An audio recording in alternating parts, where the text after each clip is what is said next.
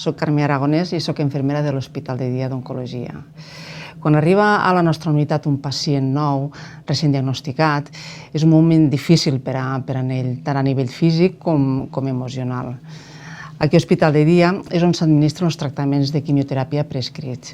L'aplicació d'aquests tractaments és una de les tasques primordials d'aquí d'infermeria, però no és l'única.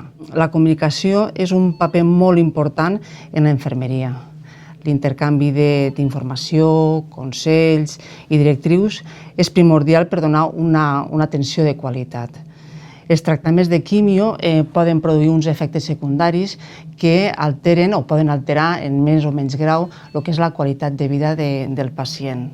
El contacte directe de la infermeria amb el pacient permet descobrir les necessitats que al llarg del procés poden anar canviant.